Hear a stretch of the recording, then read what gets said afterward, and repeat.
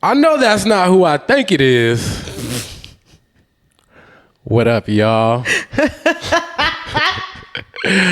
We are back. Yo, what's up, Chubbs? What up? We are back, y'all. Yeah, we're here. It's been a minute. It's been a good minute.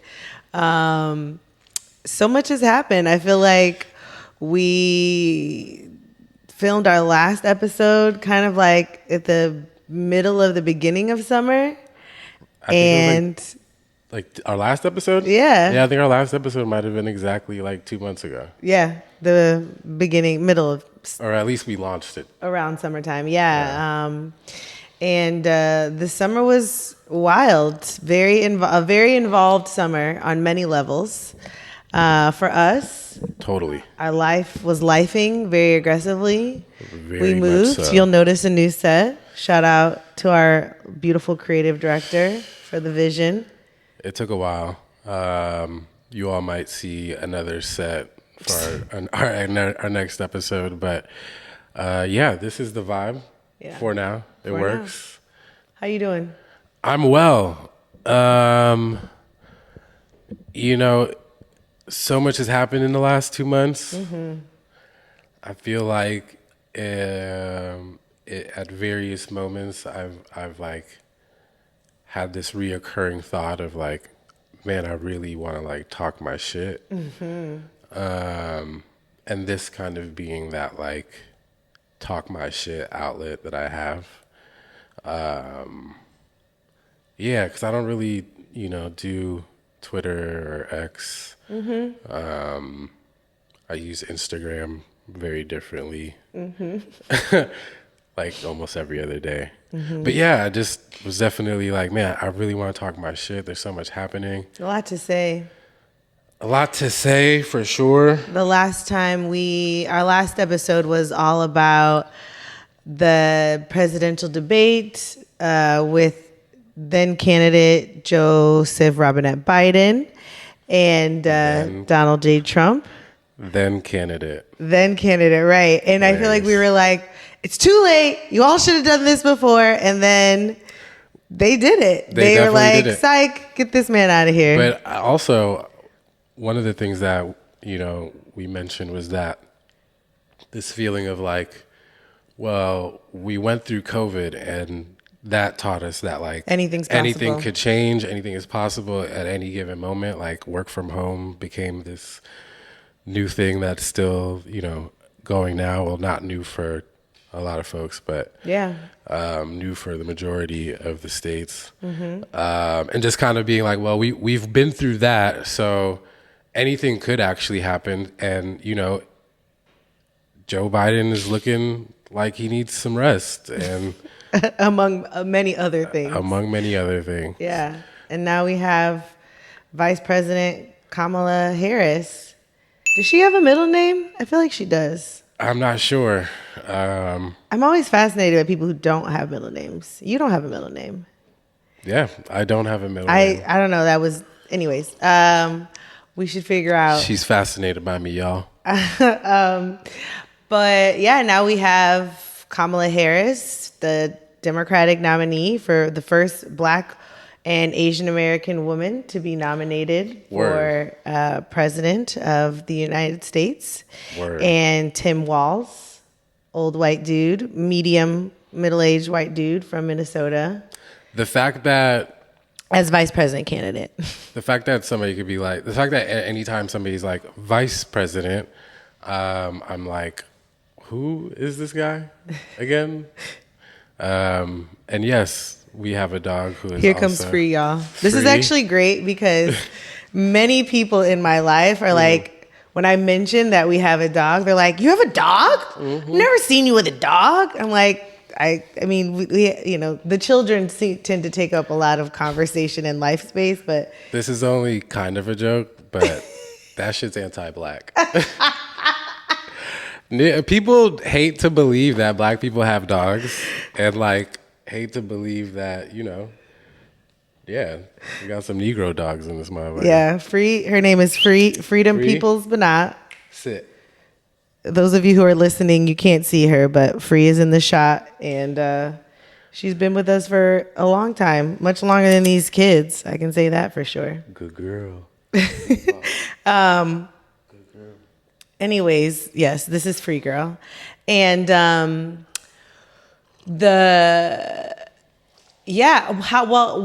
did you feel? What was your reaction to the news Of Kamala? Yeah, Kamala, the vice president.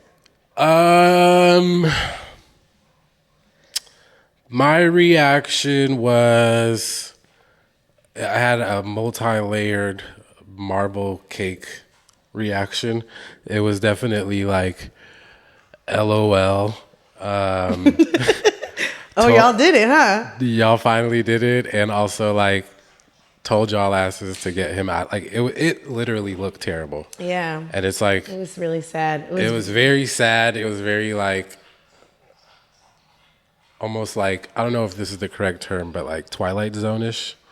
Like, is this happening or nah? Like, what reality am I living in right now? It was also like, oh, okay, well, this is dope for people that like needed more excitement in terms of like voting Democrat, because there was no excitement. I think we would even say there was a dearth, a negative excitement, whatever the like, whatever like -5 excitement that word is. That's where people were. It was very dearth. We should put up the definition of dearth because I certainly don't know it, but it sounds correct. It's like an absence, a less than, there is not a dearth. It was very muted. Yes, muted. Good word. Word. White people love to say, what's it? What's the pale? Pales in comparison? Pales in comparison. White people phrases are my best. I love people love to say it pales in comparison. It pales in comparison. Yo, that's hilarious. Honestly, Joe Biden paled in comparison to excitement. I hope I used that correctly. You didn't, but I like it anyway. Okay, I tried. It's okay. Word. Pales in comparison. Yeah, that's a great white people saying. I think for me, I felt like I was both shocked and also like, I was really surprised and also like, okay, like this actually made sense. My experience, I've done a lot of organizing in Democratic politics places over my career. And my experience is that Democrats are not the most strategic thinkers. They don't do things with like this is the strategy. We're doing one, our goal is 5. So we're going to do 1 and then 3 and then 3.5. And then that's like, that's not my experience with Democrats. So I was like, oh, wow, look at y'all like being strategic and like doing a thing that might actually help you win. Sorry. It's like, I hear you too. And I'm also kind of like, I don't want to give them too much credit because it was like y'all were forced to do this. Sure. It's like, yeah, like literally like. Because we were at a dearth. Because of excitement and enthusiasm. Shit was muted. The sound was off. Very much so. Needed to pump up the volume. The sound was definitely off on the Democrats' campaign. And here's the other issue, because the reason why I got to that thought was like, yeah, they did do the strategic thing, but then it was also like, again, you were forced to do it, and this is typically a party. I mean, politics in general is a dearth in creativity. Yes. The creativity pales in comparison. Like, dude, you have to have a comparison. I got you. It was just a funny comeback. Okay, I was feeling it. Point is, there's like zero creativity in politics, generally speaking. Yeah. So it's like, this would be a dope creative idea if it happened however many years ago. Yeah. And Joe Biden was like, I'm passing the baton because there's a new era of This was more like they stumbled into a very tragic situation and made the best of it. Thank God. This is last year's Aaron Rodgers starting 4 plays into the Jets, tearing his ACL. You're like, oh, and they're geez. like, wow, okay, now we got to figure Find this this. out. What was the other quarterback's name? The white boy from that religious school. What's his name? I feel like I can see his face. I have no idea. I definitely what his see name his is. face. But at any rate, he reminds me of the Tim Walsh. You all will not replace us. Oh yeah, He got that type of look. He's giving. What's his name? He's giving. Where were you on Jan 6? Definitely. Where were you on Jan 6? Wearing a ski mask on the steps of the fucking White House. I think also for me, I then like the energy afterwards was like the moment so I feel like I'm gonna say this now so I can remember it in the future. I feel like the announcement came on like a Thursday, and by like Sunday, a Thursday or a Friday, that Joe Biden was stepping down and Kamala was stepping in. And then by Saturday, the Win with Black Women crowd assembled a like legit 40,000 people call for Black women to show up and show out for the first Black woman to be nominated for the party. Shout out Joteka Edie and the folks at Win with Black Women who organized that call and really started like a avalanche of what you could call like constituency organizing or cultural organizing. I will say that constituency. Yeah, not cultural, constituency. Yeah, that's right. Like people organizing for like Latinos for, Kamala, Black men for Kamala, white dudes for Kamala, just dudes period for Kamala, and so on and so forth. And yeah, I feel like my overall feeling about all of this shit is like multiple truths, like a ton of like the duality is screaming at me. Like it's great that this shift it's great that we don't have to consider voting for Joe Biden in November. That's lovely for me and people who don't want to vote for Joe Biden. I think it's also lovely that our daughters will live in a world where it's pretty normal for women of color, Black women, to be at the highest office in the land. And it's also great that people are getting into formation. People are organizing, getting into formation in ways that we haven't seen in a long time. Many people are comparing the volunteer momentum, the sort of grassroots, meaning like individuals donating online through things like Act Blue and so on and so forth. They're comparing that to like the energy around Obama in 2008 and 2012, which is dope. But for me and the things that I know about white supremacy and the things that I know about patriarchy, it's the other truth is that this does not change putting a Black silk press on top of the empire does not stop it from being an empire. And it doesn't change the ways that the empire is going to move and the way that, and in fact, it makes it, to me, a little bit more dangerous because now if Kamala Harris is elected to be president, we can't say like, this is like it almost takes the punch out of white supremacy being the like dominant ideology of of America, because like, well, this is a Black woman. How can you say it's white supremacy? It's a Black woman. Like those of us who understand white supremacy know that you could put a black, brown, orange face on top of it and it's still white supremacy unless you do the work to unlearn, dismantle, and do away with it. It's still white supremacy. And so there's a lot of like dissonance going on. I mean, the DNC was like full of it. You got people talking about freedom and justice and hope and joy, but they won't let Palestinian people even be seen and visibilized on stage. So the dissonance is like crazy. You know, we're talking about the first Black woman being at this platform on this level, but the police are killing Black people on a regular basis. Like literally in Milwaukee, the police killed a Black man during the RNC. And like, you know, so we're having this conversation about this history and all of that, but it is not actually changing these circumstances of people. It's not doing away with white supremacy. And I fear that it's actually doubling down on white supremacy and entrenching it even more. The one of the things that stood out in what you said is doing the work. And it's like, you have, like, I understand that point of like, all right, if Kamala Harris wins, now it's kind of similar to when Obama was there, where it's like, oh, well, how is racism a thing? Like, we have a Black president. Or, oh, how is racism a thing? We have a Black woman president. How is sexism a thing? We have a Black woman president.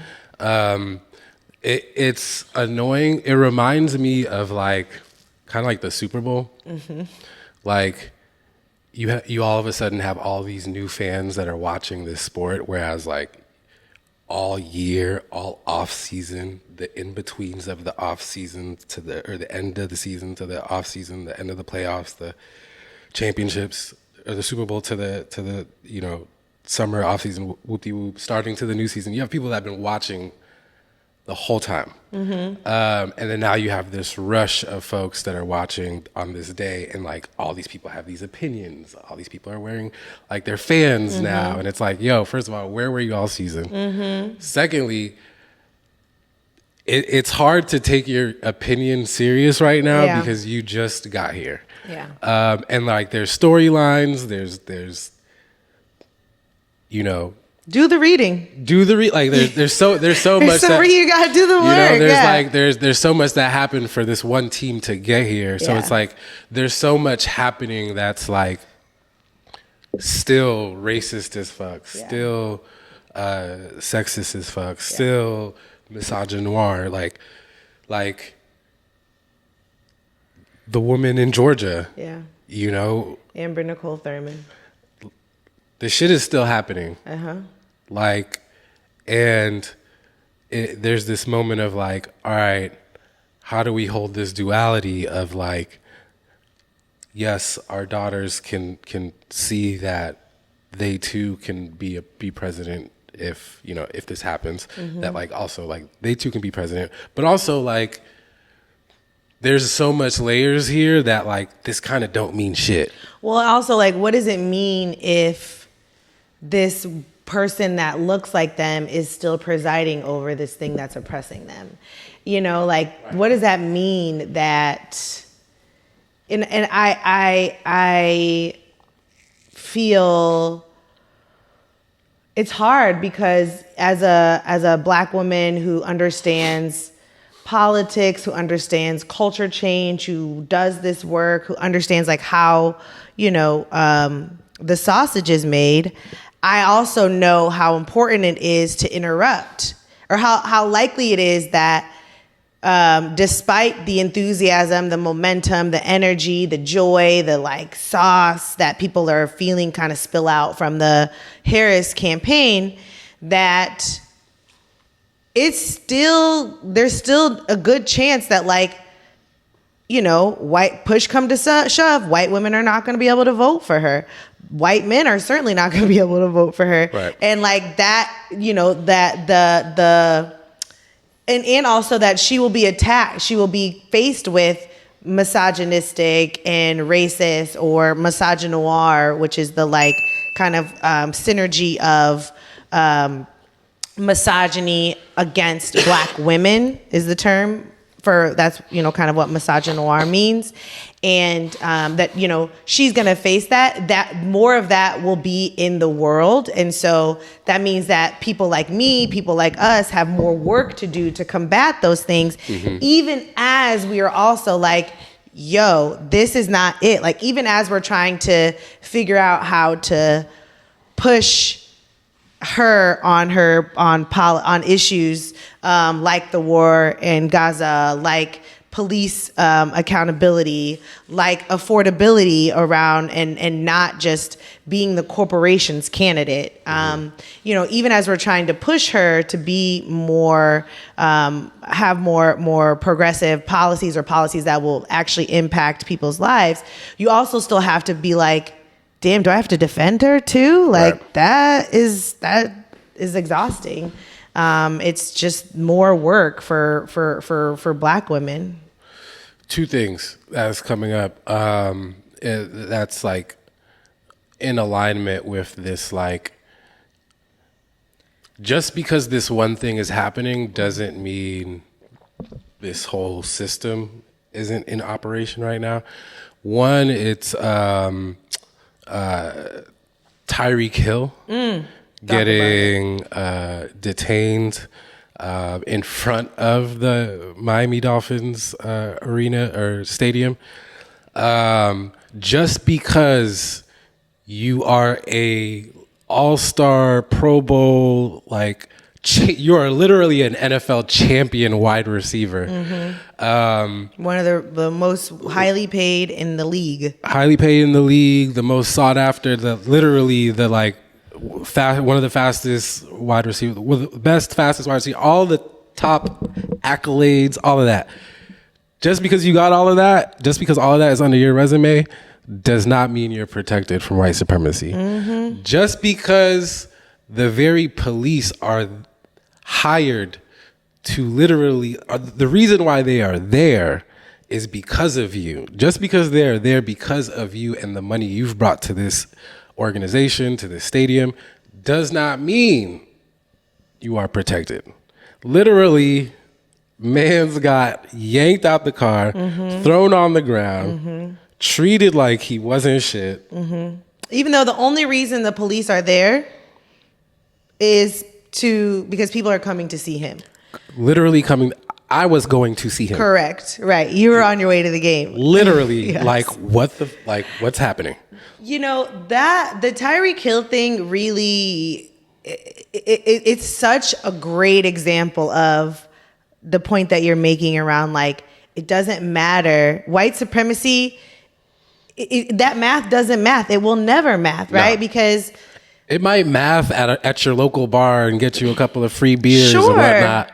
But at the moment where it's like, because even we say, like, the police are there to protect the property, right, to protect capital, to protect value. In that instance, Tyreek is the property. He is the capital that, in theory, they're there to protect. Literally. Like, respectfully, I'm not, trying to say Tyreek Hill is somebody's property, but right. In this context, he's the cash cow that the police, this, security force for capital, is supposed to be there to protect. But because he's Black, because he's a Black man, and white supremacy tells these cops, who are also brown cops, they're not white, right, visibly, but they do think that they understand their relationship in white supremacy, right, to be above this Black man, even though he's the man that is there making the money. And how dare this Black man think that he could roll his window up and tell me not to knock on the window? Matter of fact, get out the car. Get the fuck out. I'm about to show you who's really the boss. Literally, because it doesn't matter how much money you're making, what your car looks like. It doesn't matter who you are. Yeah, it does not matter who at all. It doesn't matter who you are, and I think that that's the thing with the real, like, shitty part about this whole Black woman president, and like and also why it's painful to see Black people in power play into, try to align themselves with white supremacy, try to get cozy to it. Kamala Harris is the daughter of immigrants. Right? She's a first generation kid. And yet you see her on stage at the DNC, you see her throughout her role as vice president saying very anti-immigrant things, not being welcoming, not creating space for immigrants to come in, using the same rhetoric that's talking about lock up the border and get these people out and they need to get in line. Like, that's why it's so. And even like back to Tyreek Hill, you know, he was after the whole situation happened. He was like, I want to be a police officer, and there are, you know, there are some good apples. I'm like, my dude, you talking about apples? They just had your face on the ground in front of your job. In front of your work. Literally, if one of the police officers took like 2 seconds and just looked up, they probably would have seen a photo. Wait. Like literally a poster of Tyreek Hill and his teammates. Like it's insane. It's really, you know, we have to, in this context of like unlearning and dismantling white supremacy, like gotta let go of the idea that getting more money, getting more access, being on top of the empire or somewhere adjacent to it don't mean shit. It doesn't mean anything because you are just a tool. The empire will use you until they can't use you, and then they will destroy you. It will throw your ass on the floor, out of your vehicle, call you out your name in front of your job, even though you bring millions to the organization, millions to the city, millions to the county, millions to the state. There's levels to that shit. And put you and your people in jeopardy. The other thing I wanted to talk about ask you about is Amber, the woman from Georgia. Yeah. For those who don't know, for our listeners, our viewers who don't know, let's fill them in. Yeah. What happened in Georgia? Well, it's interesting. So earlier this week, ProPublica, I believe not-for-profit news site, released an article talking about sort of I think they pegged it as like the first documentation of a woman dying because of a 6-week abortion ban, at least in Georgia. And there have been more stories that have come out since then. There's another story about a woman named Candy. I think her name is Baller. We'll definitely get the exact last name. But in Nicole and in Candy's situation, they're both Black women in their like late 20s. Both mothers already have kids. In Nicole's situation, she found out this is in 2022. She found out, I believe Georgia passed a 6-week abortion ban in 2020. But the law went into effect in 2022. And Amber found out she was pregnant with twins, had already had a kid, had already had a son, was trying to go to nursing school and was like... Is it Amber or Nicole? I'm sorry, Amber Nicole Thurman. Her name is Amber Nicole Thurman. Sorry. We'll call her Amber just for clarity's sake. Thank you for clarifying. But yeah, Amber found out that she was pregnant with twins, was trying to go to nursing school, was not trying to have twins, and she secured a abortion procedure in North Carolina where it was, it was still legal and she wouldn't have to deal with any of the bans that from Georgia, but literally simply the traffic delay of trying to get from Georgia to North Carolina delayed her appointment, her procedure. They gave her the pills to take to do like a at-home abortion. You can do with pills.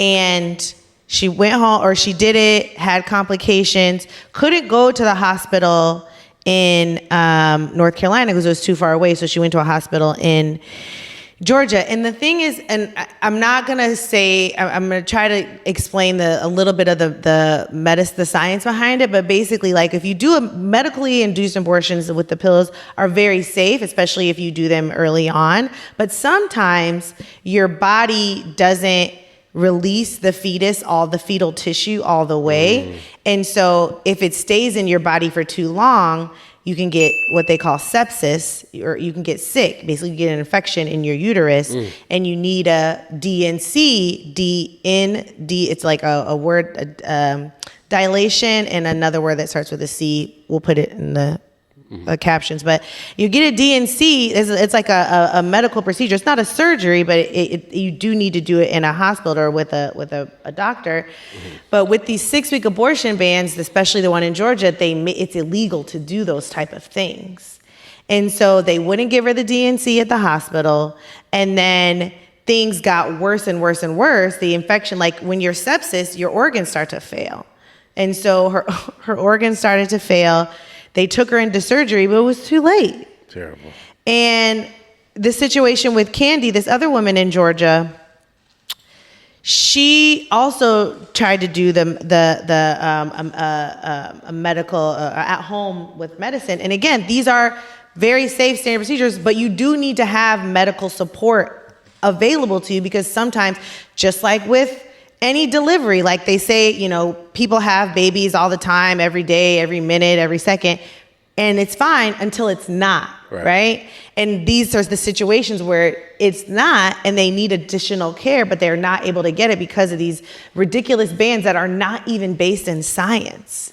Not even based in science. And so what we have now is 2 families, more than 2, but these stories, at least that we know about, these little children don't have their mommies anymore because of these abortion bans that are actually mostly intended for the real truth is that white people are worried about the fact that their women are not having babies at the rates that they need to be having them. And that means that more people of color are growing into our society, are coming up, and they're worried about, the birth rate of white women and wanting to force women and people who have uteruses, wanting to force us to have babies for their own non-scientific and not socially conscious ideas. Right? These ideas that are rooted in patriarchy, this idea that you can force a woman that they're only here to make babies and that you can decide when and how and why and in what ways.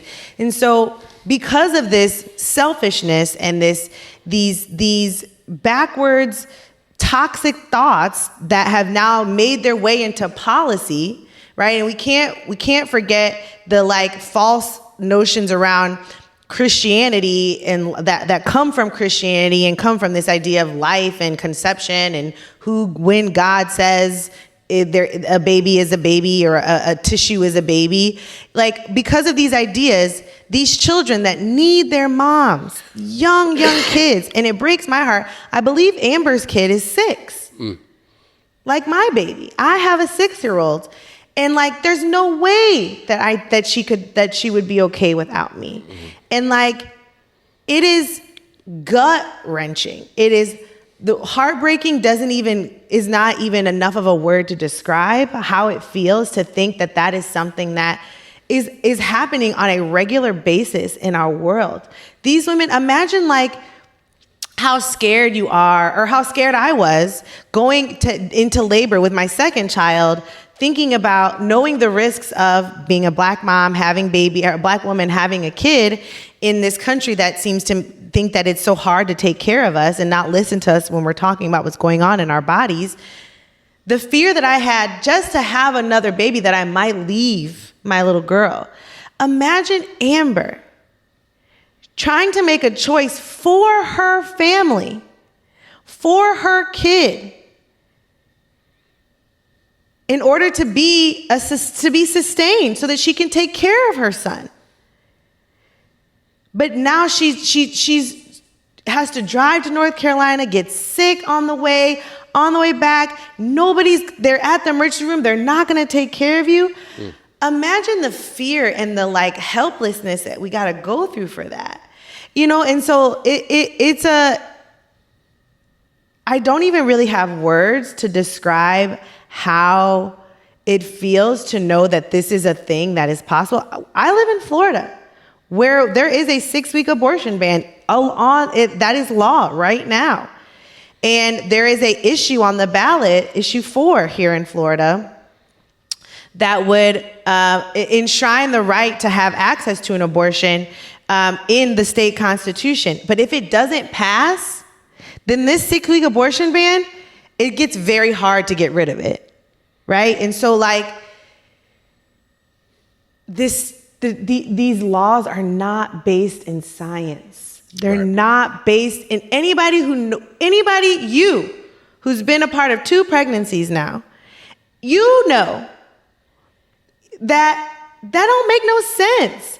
The idea that we could lose a whole ass mommy because we want to protect some emerging cells over here inside that mommy is crazy. It doesn't make any sense at all. Yeah. In fact, if there's anything that our 2 pregnancies taught me, it was that the more you get educated, the more you read, the more you listen to people that know what they're talking about, the more comfortable you actually get with the overall delivery, overall pregnancy experience, which is why we were able to have 2 natural home births. Unmedicated. Unmedicated. Shout out Angela. Because there was so much information pouring in. And you believed the science. Like you Totally. believed the truth of it. Yeah, and there's also just parts of the science that's literally as basic as like 5 + 5 = 10. And it's Yeah. like, oh, well, no shit. That kind of makes sense. Well, we don't have to do this, extra. There's just so much layers to it. And to me, it's wild how much power these narratives have over science. It's wild that like the entire Republican Party is based off of like stories that they're just getting off. Just vibes. They're just getting these stories off. Yeah. And they're like, this is happening. Believe it. Now we need a law. And it's like, because people aren't reading, because people aren't tapping into like, what is what? Who actually knows what the fuck they're talking about? Well, also because white supremacy tells us to be afraid. White supremacy tells us to believe the stories And not actually and tap not the in, science, not the truth. Not do the research. White supremacy is like, we got it. Don't worry about it. Just make sure you're entertained, got the bills paid and shit like that. We'll be over here telling you what the headline is, but we got it. Don't even worry about it. Same dynamic is at play with these stories about the lies about the immigrants from the Haitian immigrants in Ohio. Literally based in zero fact. I'm talking about Marvel comic type of nonsense. Zero facts. And just before I go in on this, just want to quickly say, fuck Amber Rose. You're so dumb. I just saw this video and I just had to get that out real quick. I'm sure it'll make sense to a lot of folks. If it doesn't, Wait, what was the video? I didn't see it. Basically, somebody runs up to Amber Rose and on some TMZ, whatever situation. Because she endorsed Trump. Her Trump. Dumbass. So dumb. You literally soak up our culture and then you take your vulture ass over there to the Republican Party. It's giving colonizer, not giving colleague. Crazy colonizer. But basically somebody ran up to Amber Rose, probably when she was like on an airport, getting out of airport, something like that, and was asking about like the Haitian stories and whatnot. And she was literally double downing. She was literally validating. She's like, this happened. It literally happened. Buddy who was like filming her was like, there's literally like facts and reports that say that this is not true. And she's like, well, just because somebody says it's not true doesn't mean you can't believe, you shouldn't believe it. And it's like, I hate you. That is so scary. Sorry, just real quick. That's the worst.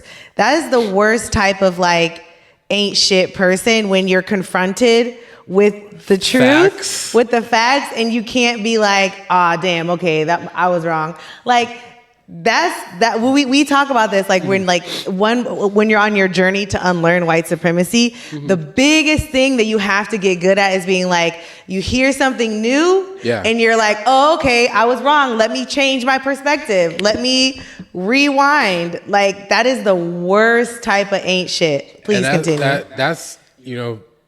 That's one thing I loved about my own journey is like, there's so much information. There was so much 1 + 1. There was so much 5 + 5 = 10. And it was just like, oh, well, well, there's no reason to believe this anymore because you just presented the truth, facts.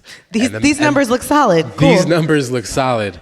And Amber Rose is like, these numbers that the RNC slid into this invoice of mine, these numbers are solid enough for me to ignore the truth in front of me. So it's cool. Like, get your bills paid, whatever the fuck. She's just disgusting. But the point is that the entire narrative around Haitian folks and this story out of Ohio or wherever it's Ohio, Springfield. It's so frustrating and triggering for me as a Haitian person. Growing up, this is a narrative that I have always heard of. This is something that was just like, it was a thing in like middle school, like elementary school, like high school. Like, it's like literally a thing. And it's wild because Pets thing. the whole eating pets thing, the like you eat cat thing, like it was so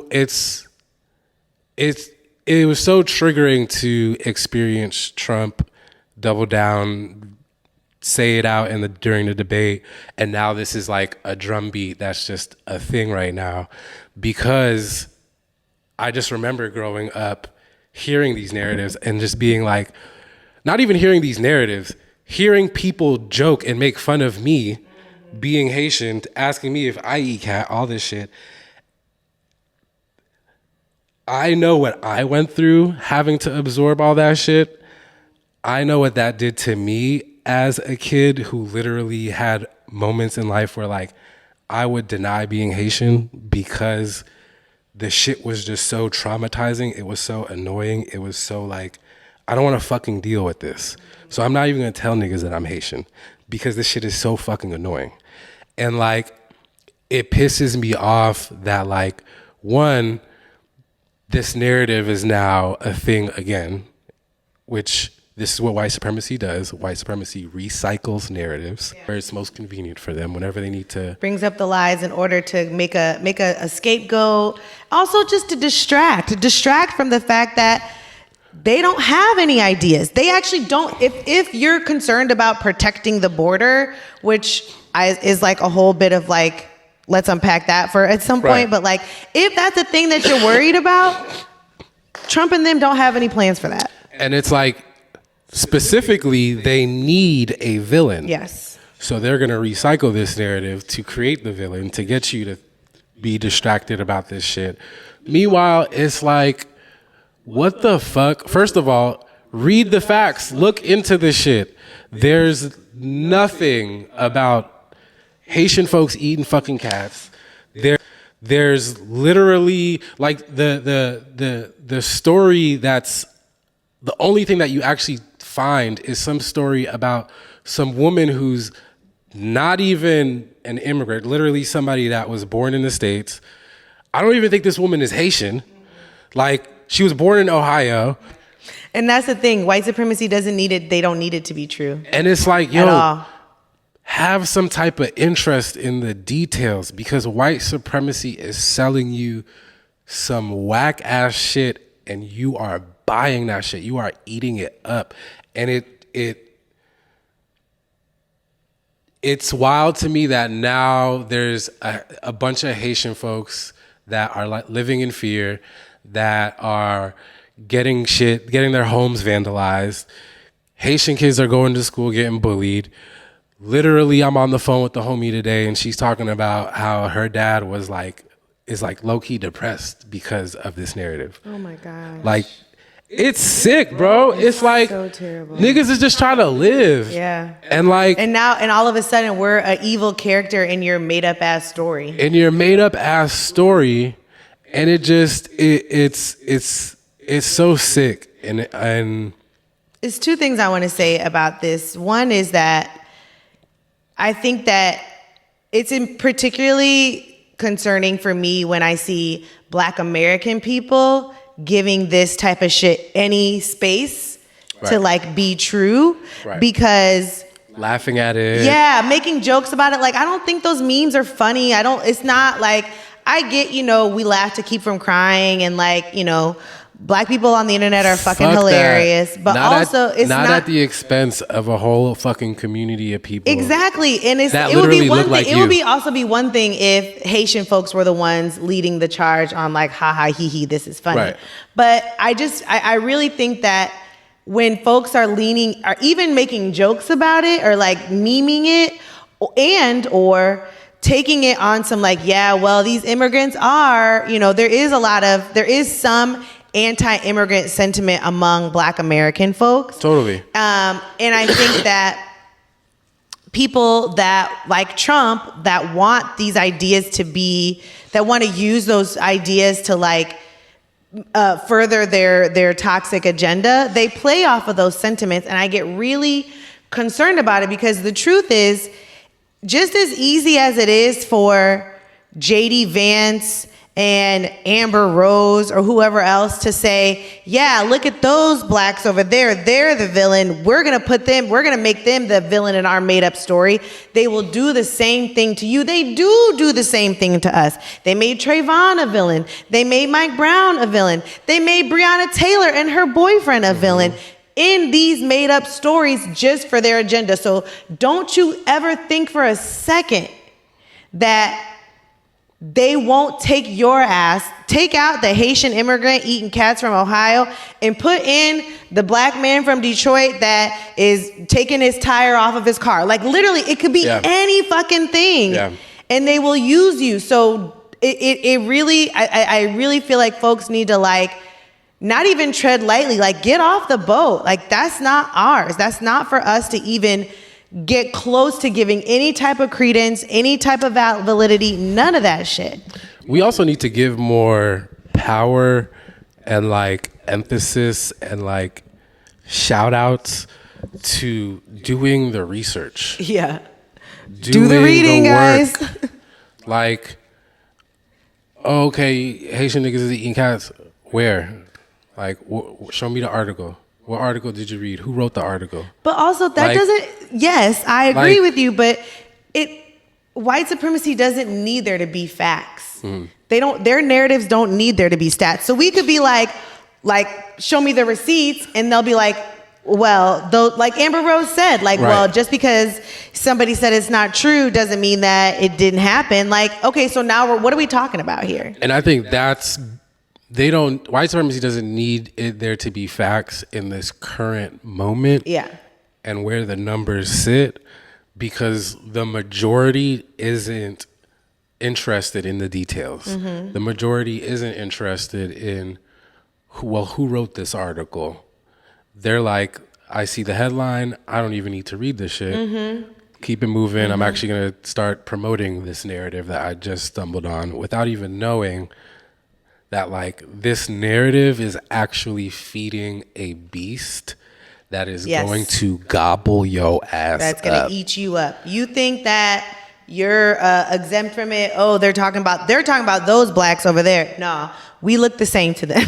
Bro, they do not see no distinction. I tweeted, or I commented on, Complex posted something about the police officers that like shot up the subway station over someone literally skipping out on like what, $2.90 of a fare.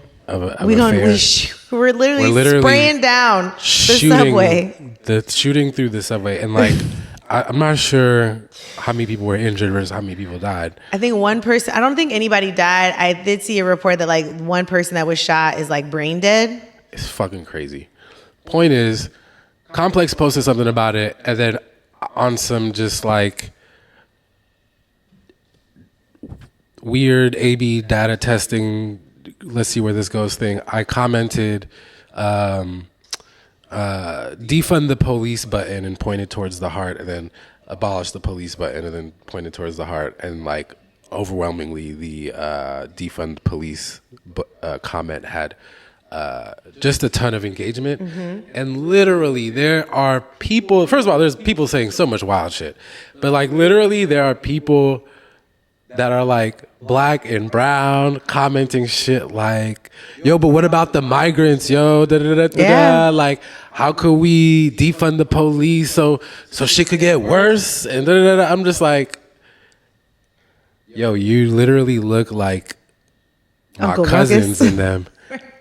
And you talking about what about the migrants? Yeah, like you are, and Like there are people on your IG profile right now that literally are the migrants are that the you're talking migrants, about. fam. You know, something that I don't think is talked about enough in the context of this election cycle is people talk about Project 2025. They're in the Project 2025, which is the platform that the Republican Party and Donald Trump is like pushing, that would be their agenda basically if they're elected. One of the things is they talk about like mass deportation, but I don't think what's talked about enough is that, and this is the fucked up thing that white supremacy does, is like there are lots of immigrants that have anti-immigrant sentiment right now, right? There are some immigrants that are like, well, I came here legally, I did the process, I waited my turn. Huh? I'm a good one. I'm a good one. So we need to make sure that we want Trump to win, especially down here in South Florida. We want Trump to win so the bad ones don't get out. But the truth is, Project 2025, the way that the policy is written, it doesn't matter if you have status. It doesn't matter if you got status the right way.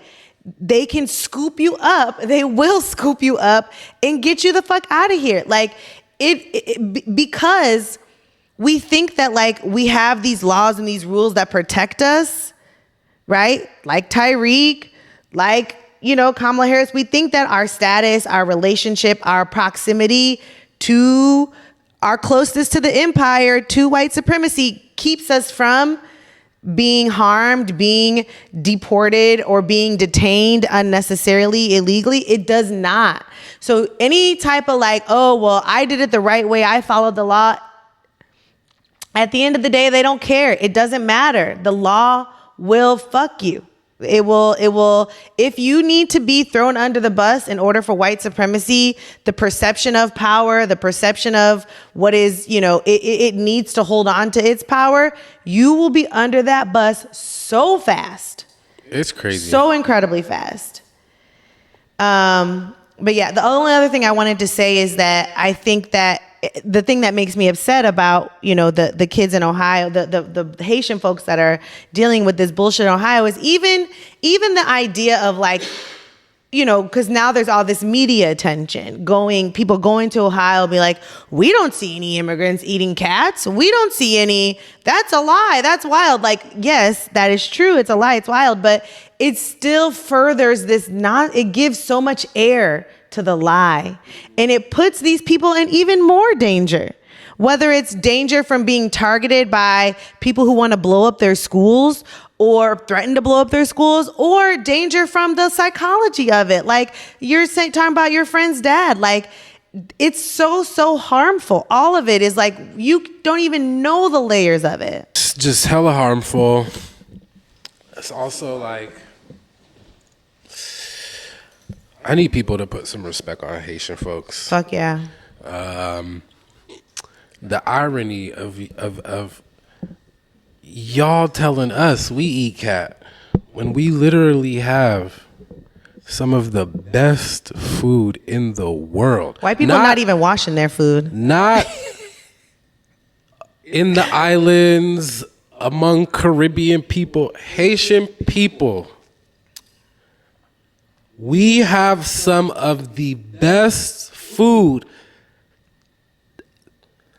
Top 5 for sure. If we talking about rice, number 1, period, the end. Nobody makes rice and our variations of rice better than us. Talk to your mama, don't talk to me. Literally. And the nerve to talk about Haitian food. Bruh, we literally the first free black republic. The OG liberators. The OG liberators. I want y'all to look something up. Coupe tete boule kai. Look up the history of that shit. Cut their heads, burn their houses. That's what we were saying as we were liberating ourselves from slavery. Don't fuck with us, bruh. Please, we not the one. We not even gonna talk about.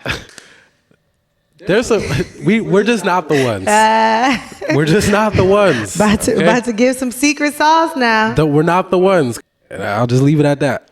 Anyways. Yeah. Happy to be back chatting with you. Happy to be back. The N-Word podcast is back. Like, subscribe, share. Let us know what you want to talk about. I'm definitely interested in how folks are feeling as we get, I think we're like 6 weeks out from the election, something like that. 7. Okay. 7 weeks out from the election. Definitely want to know how folks are feeling, and also want to remind you, and we can talk about this in a later episode, but it's not just what's happening at the top of the ticket. You got senators. Every single House seat is up. And the only way that we're going to be able to protect abortion access, only way we might be able to get rent going down, stuff like that, is if we elect representatives to the House that actually care about our people, and that we elect people in our state legislatures that care about our people. So there's lots more to say. We'll talk more about what else is happening up and down the ticket. But yeah, happy to be back chatting with y'all. Thank you for all of the love, yes, all of the loyalty. We hear y'all, we see y'all, we feel y'all. And yeah, we'll be back. We'll be back. Definitely excited to cook up more episodes. Definitely excited to have some more folks on the show. So much to say, so much to talk about. Yeah. Fuck Amber Rose. Back to that. Fuck the RNC. Shout out Haitian folks. Shout out Black women. And peace. We love y'all.